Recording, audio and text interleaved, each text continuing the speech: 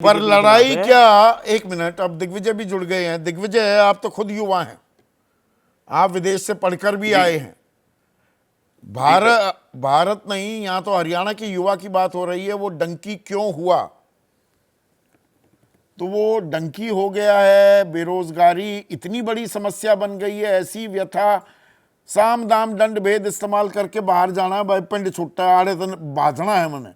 क्या ये हकीकत है या इसमें नौटंकी का पुट भी डाल रहे हैं राहुल गांधी?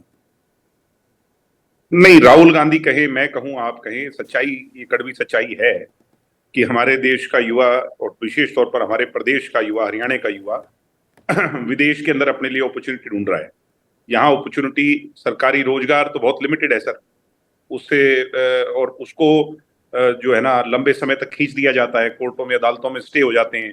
कोई भी भर्ती ढंग से पीछे अब लंबे समय में हो ही नहीं पाई। बीजेपी वाले कहें या कांग्रेस की कहें या जो भी लंबे समय से हम देख रहे हैं, 10 साल इनका राज रहा, 10 साल उनका राज रहा। तो प्राइवेट सेक्टर में अब हम पीछे कानून लेके आए कि 75% रिजर्वेशन फॉर लोकल्स। तो इन तमाम लोगों ने इंडस्ट्रियलिस्ट बन गए और ये जो है ना सारे अदालतों में चले गए। वो मामला भी अदालतों में पेंडिंग हो गया। अगर 75% रिजर्वेशन लागू हो जाता तो दिल्ली के इर्द गिर्द 3 तरफ हरियाणा है और लाखों लाखों नौकरियां पर हैं। वो आपको पता था मैं ना मानता हूं दिग्विजय, वो उसमें ना तो लागू होगा, और उसकी लागू की डिटेलिंग में भी जाओ तो सारे मजदूरी वाले, वो गेट कीपर बनना, सिक्योरिटी गार्ड बनने वाले, वो लोकल लड़के बनते, सर, उनके मैनेजर सारे बाहर वाले होते। गलत तो नहीं कह रहा हूं, मैंने सर पूरी उसको डिटेल से पढ़ी वो नहीं, पॉलिसी। नहीं सर, आप ठीक कह रहे हो, 50,000 तक की नौकरी का मामला था, मगर उसको आगे बढ़ाया जा सकता था। एक बार शुरुआत तो कम से कम होती सर, एक बार शुरुआत होती, उसको आगे बढ़ाया जाता, उसका बड़ा फर्क पड़ता सर। सच्चाई ये है कि बीए एमए करे हुए लड़के, मैंने कई तो गांव के अंदर पीएचडी करे हुए हमारे साथी ऐसे हैं जो बेरोजगार घूम रहे हैं।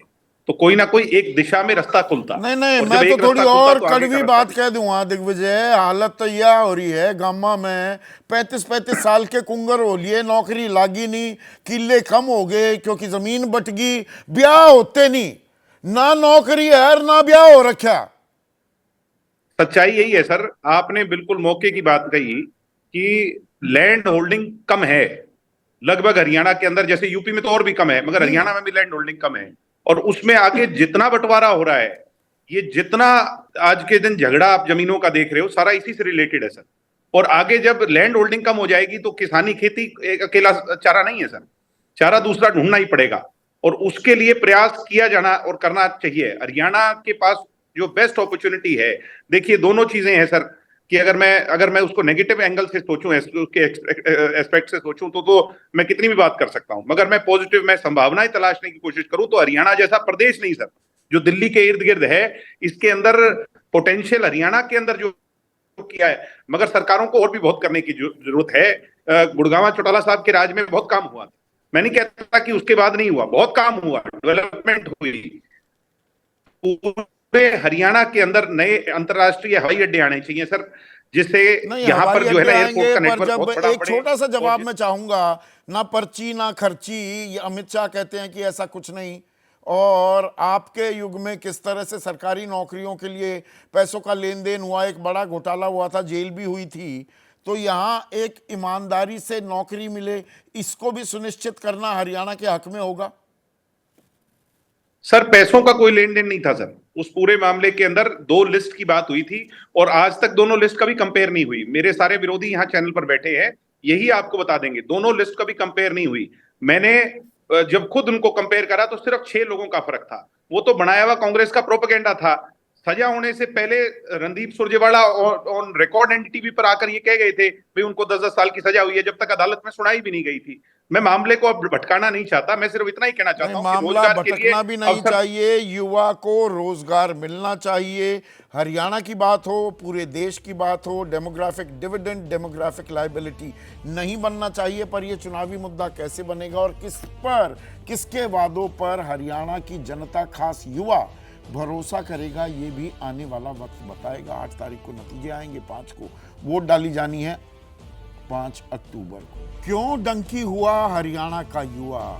रोजगार एक बड़ा मुद्दा बनता जा रहा है। क्या हरियाणा विधानसभा चुनाव में, प्रज्ञान दास हमारे दर्शक हैं, दिल्ली वासी हैं, इनका कहना है मुफ्त राशन और चंद्रयान जैसी चीजों से ज्यादा बेरोजगारों को नौकरी देना सरकार की प्राथमिकता होनी चाहिए, लेकिन ये प्राथमिकता बनती है क्या? ये बड़ा मुद्दा भी बनता है क्या?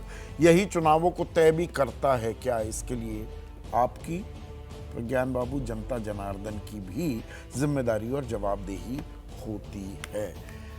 जैसे ही घड़ी का काटा दोपहर 2:30 पे आए, बबीता जी का दिल सास बहू साजिश के लिए मचल जाए। और ये है इनकी बहू, पूरे दिन ऑफिस की टेंशन हो जाए गॉन जब ये करें अपना फेवरेट शो फ्री टाइम पे ऑन। इनकी तरह आप भी देखें अपना फेवरेट शो अपने टाइम पर और डाउनलोड कीजिए एबीपी लाइव ऐप अपने स्मार्ट टीवी पर।